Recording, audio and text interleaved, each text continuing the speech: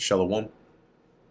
First and foremost, I want to give all praises, honor, and glory to Yahweh, Bahasham, Yahweh Shai, Bahasham, Rachah Kodash.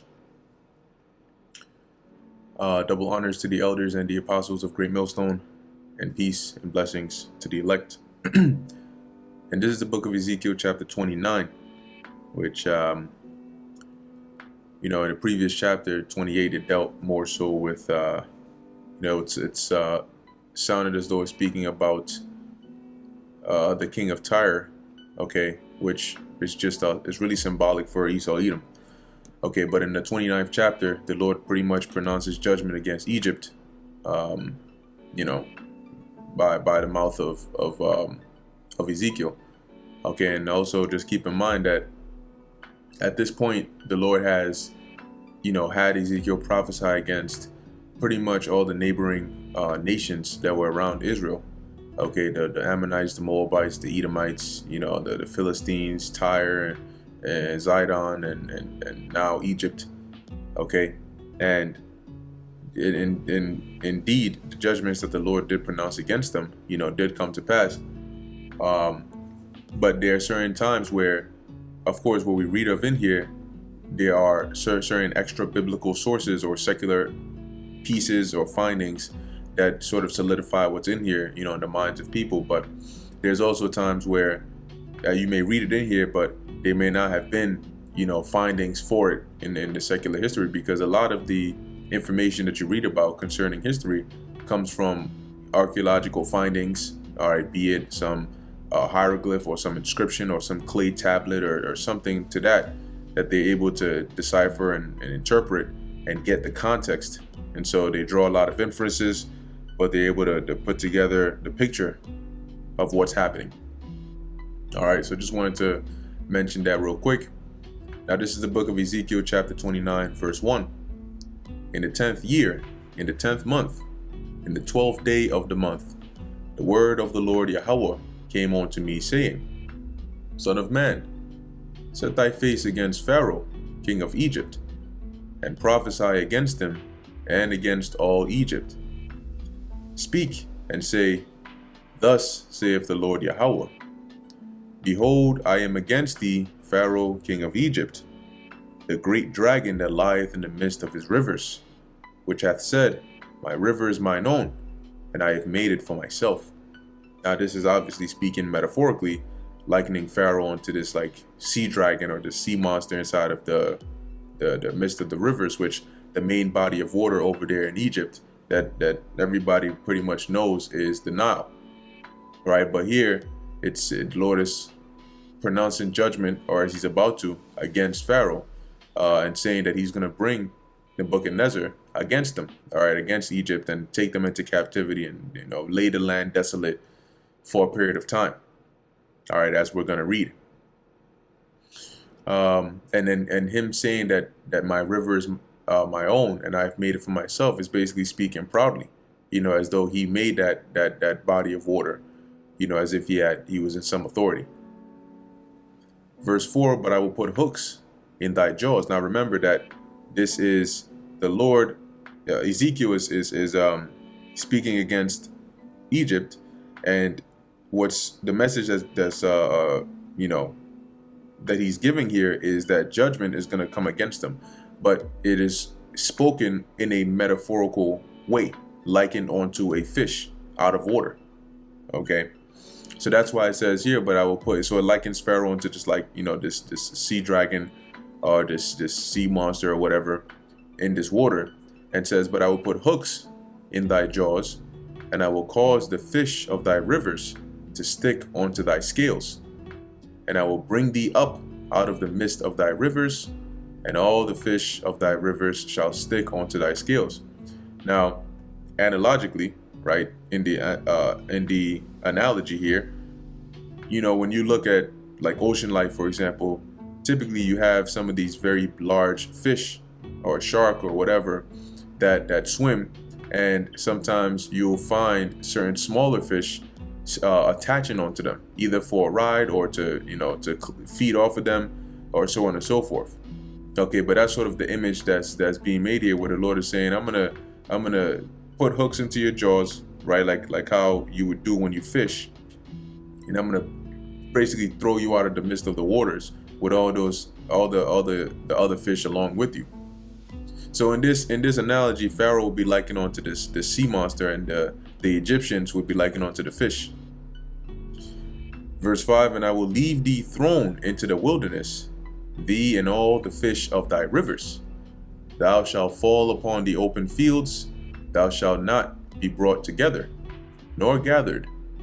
I have given thee for meat to the beasts of the field and to the fowls of the heaven. So once again, you can picture what happens when a fish is out of water. You know, it's bad news for that fish, right? And like it says, it's prey to the beasts of the field and to the fowls of heaven. So they basically devour it. And in this case, the beasts of the field and the fowls of the heaven would be the nation that the Lord is going to bring to cause his judgment upon Egypt, which, as we read further down, it'll tell you was the Babylonians. And all the inhabitants of Egypt shall know that I am the Lord, because they have been a staff of reed to the house of Israel. So now, keep, like, as we've read in previous chapters as well, you'll often notice that the Lord, he'll have the prophet mention the judgment that is going to come, and then he'll say, right, that they shall know that I am the Lord. Okay, now a quick precept for this is the book of Psalms. What chapter is this? 1 second, let me see if I can find it. Yeah, Psalms chapter 9, verse 16. It says here, the Lord is known, right? The Lord Yahweh is known by the judgment which he executeth. The wicked is snared in the work of his own hands. Hageon Salah. So the main part here is the Lord is known by the judgment which he executeth. That's why oftentimes you'll hear the saying here, right? And all the inhabitants shall know that I am the Lord, because of the judgment he is going to bring. They're going to understand that just like in this time when the Lord brings the judgment, the whole world is going to know that there's one true living power, and who is it that is bringing this judgment. Like when you even deal with the time of ancient Egypt, when the Lord brought the plagues, right, that you read about in the book of Exodus, when he brought those plagues upon Egypt and brought that devastation upon them, it basically sent fame, of obviously the Israelites, but mainly the Lord. It sent the fear of the Lord throughout the known world because of the judgment that he executed. So he was known. But as it says here, because they, the Egyptians, have been a staff or reed to the house of, or a staff of reed to the house of Israel. Now a reed, all right, I'll pull it up here. If you look at a reed, yeah, you'll see this is what a reed looks like. So it's very weak. Okay, you can't even really use it to support anything. And a staff is used to support, right? So the Lord is likening them onto basically unreliable. Verse 7, when they took hold of thee by thy hand, thou didst break and rend all their shoulder. So you can imagine somebody who's trying to like use this staff for support, but the staff breaks and then they end up getting injured, or they end up injuring their shoulder. And when they leaned upon thee, thou breakest and madest all their loins to be at a stand. So now they're trying to lean on you, and you broke, and now you're throwing their whole back out of joint or out of place. And what this is referring to is times when Israel, even though they were going off and doing so because the prophets were warning them otherwise, they would basically make a league with the Egyptians, or try to make some form of, they'll allow themselves to be convinced by the Egyptians, and in hopes of rebelling against whatever nation or empire was in rule at the time. And what would happen was it wouldn't end well, because the Egyptians weren't able to deliver Israel, neither were they able to support them. Okay? And this even happened during the time of Zedekiah, right? When the Babylonians came, when Nebuchadnezzar came there to basically destroy Jerusalem, the Egyptians weren't able to help Israel. Verse 8, therefore thus saith the Lord Yahweh, behold, I will bring a sword upon thee, and cut off man and beast out of thee. And the land of Egypt shall be desolate and waste, and they shall know that I am the Lord Yahweh. Once again, because of that judgment that he's going to execute. Because he hath said, the river is mine, and I have made it. Right, as we read up above, referring on to Pharaoh. So what the Lord is saying here is, I'm going to bring judgment against you, okay, and make that land desolate. Behold, therefore, I am against thee and against thy rivers, and I will make the land of Egypt utterly waste and desolate, from the tower of Syene even unto the border of Ethiopia. And you can look on the map to see where these are. They'll give you some approximate locations. No foot of man shall pass through it, nor foot of beast shall pass through it, neither shall it be inhabited 40 years. Now, this is, to emphasize the destruction or the desolation the Lord is going to bring upon the Egyptians as a form of judgment. Similar to how the Lord prophesied, or I keep saying the Lord, but I mean, ultimately it is the Lord by the mouth of the prophets, but how the prophets prophesied against Jerusalem about how the Babylonians were going to lay it desolate, they were going to destroy it, and it was going to be uninhabited. It was obviously, they were still like the poor of the land that were left over there. But generally, as a whole, that land was not inhabited. It wasn't fruitful, as it was before. And similarly, that's what the Lord is saying he's going to do to Egypt, right? He says here for a period of 40 years, which that 40 years represents, right, a certain time frame, right? Because there are times when the Lord deals with an exact time, and sometimes he deals with a time frame, okay, a measure. So it might happen, and sometimes the Lord, a prophet might prophesy and say 40 years, it might come in 30, it might come in 35, it might come in 50, okay? And sometimes it's right on the dot. So verse 12, it says, and I will make the land of Egypt desolate in the midst of the countries that are desolate, and her cities among the cities that are laid waste shall be desolate 40 years.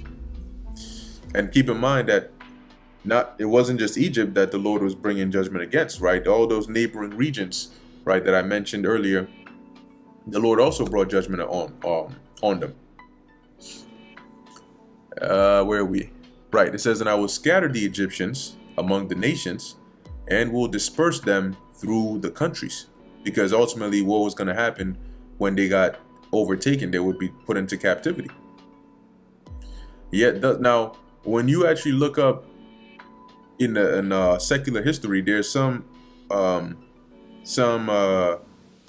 historians out there that are of an opinion that this is like a false prophecy or whatever, because they couldn't find an account of this actually happening. But there's also sources on the opposite side that do have accounts here from Egyptian sources, stating an actual time period where you had people come in and lay that land desolate, that region that is referred to as Syene to Ethiopia. Okay, but at the end of the day, we don't seek extra biblical sources to validate the scriptures. I mean, it's interesting, it's nice and cool, but the ultimate source of truth, pursuant to, what's that, Isaiah 36 and 16? Let me see if that's the one. Or 34 and 16? Yeah, I think it's 34. Let's see. Yep. Yeah. Isaiah 34 and 16, seek ye out of the book of the Lord and read. No one of these shall fail. None shall warn her mate, for my mouth it hath commanded, and his spirit it hath gathered them. Right? So we understand that this book, it basically stands alone. It doesn't need any other book. That's why it's mentioned here that none shall warn her mate, meaning no other book is this. The scriptures don't need any other book to be mingled with it in order for it to be validated. All right. So let's keep on going. Right. So once they were overtaken, they were obviously taken captive into, a foreign land. Verse 13, yet thus saith the Lord Yahweh, at the end of 40 years will I gather the Egyptians from the people whither they were scattered, and I will bring again the captivity of Egypt, and will cause them to return into the land of Pathros, into the land of their habitation, and they shall be there a base kingdom. Yeah, so pretty much after this, they would never be able to rise back up to how they were in past times, being like, at some point Egypt was actually like a world superpower in the East. Okay, that's when you even read about like the times of in the book of Genesis. That's the reason why when there was a famine, Abraham. Yeah, first off, that's the reason Abraham went down into Egypt, right? Egypt was known. Okay, it was like a major empire. So they had it all. But the Lord is saying here, you're pretty much gonna when you come back into this land, you're not gonna be able to rise back up to that state. That's why it calls them base, right? It says into the land of their habitation, and they shall be there a base kingdom. So they're still gonna be there, but they're not gonna really be as they used to be. It shall be the basis of the kingdoms, neither shall it exalt itself any more above the nations. For I will diminish them, that they shall no more rule over the nations. So they're going to lose that dominion, and they're going to lose that status that they had before. And it shall be no more the confidence of the house of Israel, which bringeth their iniquity to remembrance, when they shall look after them. But they shall know that I am the Lord. So remember that in past times, Israel would look to Egypt for help, okay, and they would make leagues with them. But the Lord is saying here, after I bring this judgment, it's no longer going to be that case, right? Which bringeth their iniquity to remembrance. So when Israel, right, when they shall look after them. So when Israel looks at Egypt again, they're going to remember how the prophets told them, no, them Egyptians are not going to help you, and yet they trusted in them.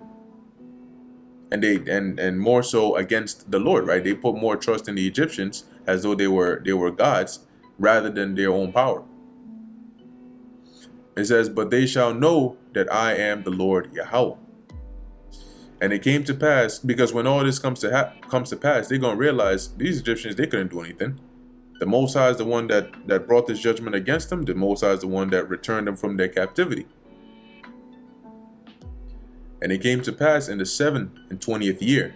So now Ezekiel is making account of another instance, right? The first 16 verses was in the 10th year. The 17th verse now is in the 27th year. So Ezekiel says, and it came to pass in the 27th year, in the first month, in the first day of the month, the word of the Lord came unto me, saying, Son of man, Nebuchadrezzar, which is, it's talking about Nebuchadnezzar, right, the second, but sometimes it's spelled here in the scriptures as Nebuchadrezzar. Still the same person. Son of man, Nebuchadnezzar, or Nebuchadrezzar, king of Babylon, caused his army to serve a great service against Tyrus. Every head was made bald, and every shoulder was peeled. Yet had he no wages, nor his army, for Tyrus, for the service that he had served against it. Now remember, a couple of chapters, ago, the Lord had Ezekiel prophesy concerning how the Lord was going to bring Nebuchadnezzar against Tyrus and to besiege them and to bring them down. So the Lord is here telling Ezekiel, yes, they went and did this, right? As it says, every head was made bald and every shoulder was peeled, which is a sign of mourning, because of the destruction that Nebuchadnezzar did. But he didn't really get, any wages. He didn't get paid for it, like metaphorically speaking, right? He didn't get any good returns out of this for the work that he did. Therefore, thus saith the Lord Yahweh, behold, I will give the land of Egypt unto Nebuchadnezzar, king of Babylon, and he shall take her multitude, and take her spoil, and take her prey, and it shall be the wages for his army. So I'm going to basically pay him for the work he did against Tyrus by my command, with the riches that he's going to get from taking over Egypt. I have given, verse 20, I have given him the land of Egypt for his labor, wherewith he served against it, because they wrought for me, saith the Lord Yahweh. Meaning they worked for me, right? So the whatever Nebuchadnezzar did, the Lord put him up to it. So he's saying, for the work that he did for me by bringing judgment against Tyrus, this is the payment I'm going to give him. Verse 21, in that day will I cause the horn of Israel, or of the house of Israel, to bud forth, and I will give thee the opening of the mouth in the midst of them, and they shall know that I am the Lord. So basically, the Lord is saying, after all is said and done, when we good, the Lord is saying here to Ezekiel that you're gonna, when he says, I'm gonna give you the opening of the mouth, remember that in previous chapters, the Lord said he would make Ezekiel dumb, right? So he's saying here, you're gonna speak unto them, and they're gonna hear you, and they're gonna know that I am the Lord, because what is it that Ezekiel was speaking unto them from the very beginning unto now? The words of the Lord. But now, as they come to pass, they would be believed. And that's pretty much it for Ezekiel, the 29th chapter. Like I said, it was mainly going into, as it says, the judgment against Egypt. So at this point, the Lord has pronounced judgment against Israel. He's pronounced judgment against all these nations that were round about. And that's why the scriptures say that he has made us a prophet unto the nations, because it's not just Israelites, but there are times when the Lord, before he does, right, pursuant to Amos 3 and 7, before he brings that judgment, even if it's against these nations, he'll put the Spirit on us, right, as you can see an account here, to prophesy against them concerning what the Lord is going to do to them. So with that, Lord willing, this was edifying to the elect. In closing, I want to give all praises, honor, and glory to Yahweh, Bahasham, Yahweh Shai, Bahasham, Brachah, Kodash. And until next time, Shalom.